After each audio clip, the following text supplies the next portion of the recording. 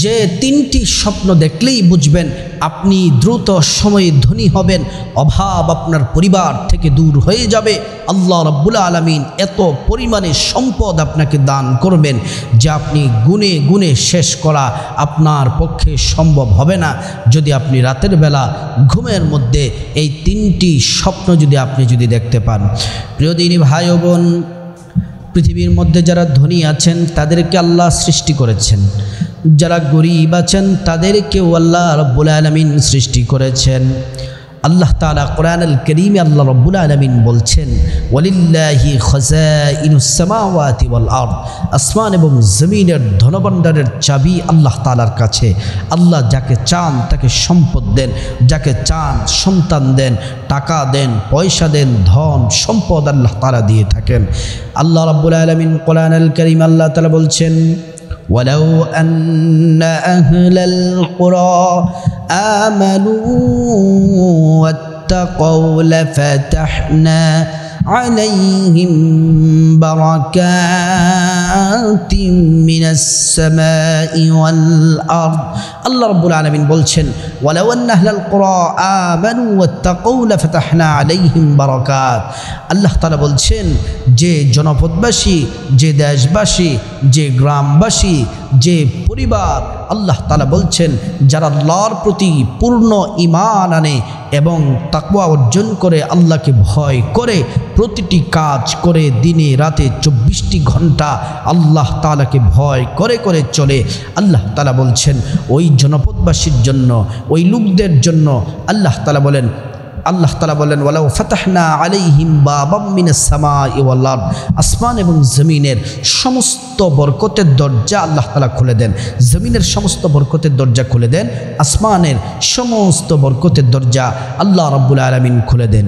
এজন্য প্রিয় দিনী ভাই ও বোন, যাদের জন্য জমিনের বরকতের দরজা খুলে যায়, আসমানের বরকতের দরজা খুলে যায়, তাদের টাকার অভাব হবে না, পয়সার অভাব হবে না, ধন সম্পদের অভাব হবে না, সম্মানের অভাব হবে না। কারণ এই সব কিছু আল্লাহ তাআলা, আল্লাহ রাব্বুল আলামিনের পক্ষ থেকে আসে। কেউ দেখবেন অনেক টাকা পয়সার মালিক, সেটা তার ভাগ্যে লেখা ছিল। কেউ দেখবেন রিক্সা চালায়, সেটাও তার ভাগ্যে ছিল। এজন্য আমরা যদি আমাদের ভাগ্যটাকে পরিবর্তন করতে চাই, তাহলে আল্লাহ তাআলার কাছে বেশি বেশি দোয়া করতে হবে এবং পরিশ্রম করতে হবে, চেষ্টা করতে হবে। প্রিয় দিনী ভাই ও বোন, আসুন আমরা মূল আলোচনার মধ্যে চলে যাই। আমি বলছিলাম যে তিনটি স্বপ্ন দেখলে আপনারা দ্রুত ধনী হবেন। যারা তিনটি স্বপ্ন দেখবে তারা অল্প সময়ে, দ্রুত সময়ে তারা ধনী হয়ে যাবে। কিন্তু তার আগে কিছু কথা আছে। আপনাকে প্রতি রাতে এশার নামাজ পড়তে হবে, 5 ওয়াক্ত নামাজে পড়তে হবে, কারণ এটা হচ্ছে আল্লাহর বিধান। 5 ওয়াক্ত নামাজ পড়বেন, বিশেষ করে এশার নামাজ পড়বেন। এশার নামাজ পড়ার পরে খাওয়া দাওয়া শেষ করে যখন বিছানায় যাবেন, তো ওযু করে যাবেন, ওযু করবেন, পবিত্র অবস্থায় থাকবেন। তারপরে দোয়া পড়বেন, দুরুদ পড়বেন, ইস্তিগফার পড়বেন, তাসবিহ তাহলিল পাঠ করবেন, প্রিয় নবী মুহাম্মদুর রাসূলুল্লাহ সাল্লাল্লাহু আলাইহি ওয়াসাল্লামের প্রতি দুরুদ পড়বেন এবং নবীজি সাল্লাল্লাহু আলাইহি ওয়াসাল্লামের সুন্নাহ তরিকায় ডান কাত হয়ে ঘুমাবেন।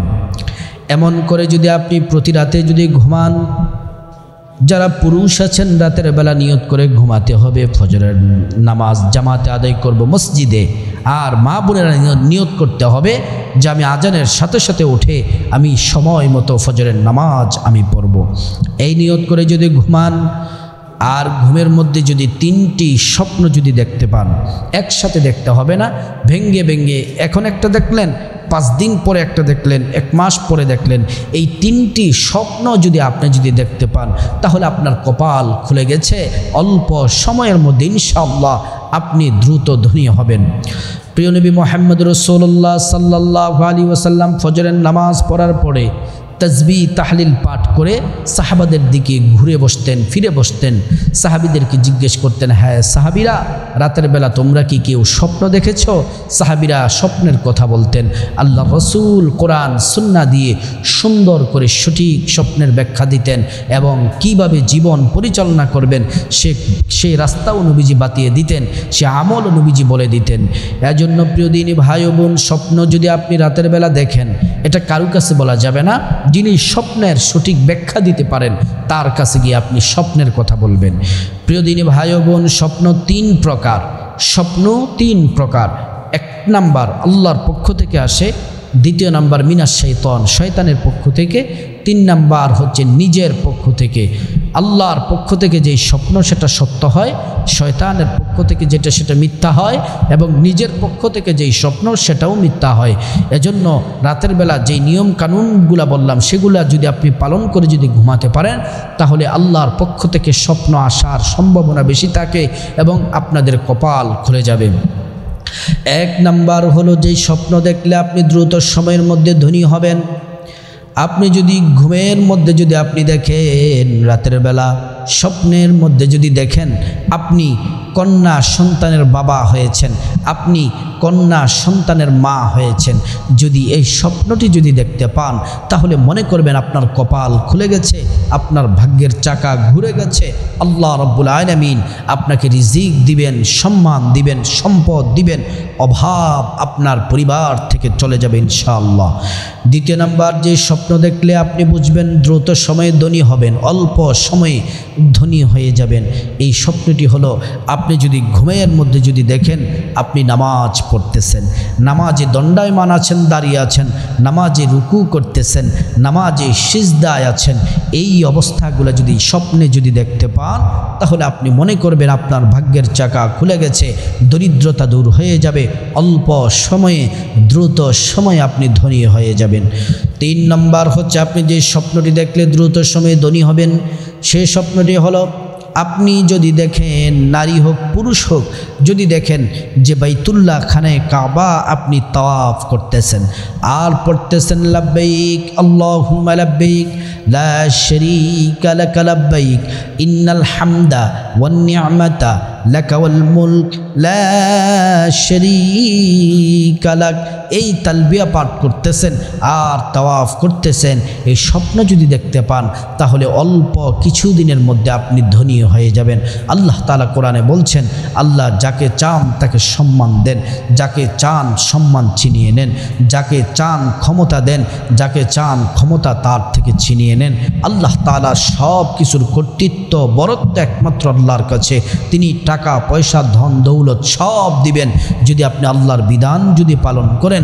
আল্লাহ তাআলা ভাগ্য পরিবর্তন করেন দুইটি কাজের মাধ্যমে, এক হলো নামাজ এবং দোয়ার মাধ্যমে, দ্বিতীয় নাম্বার হচ্ছে আপনি যদি চেষ্টা করেন, যে কোনো কাজ কর্মে চেষ্টা করেন, আল্লাহ তাআলা আপনাকে দ্রুত সময়ে ধনী করে দিবেন।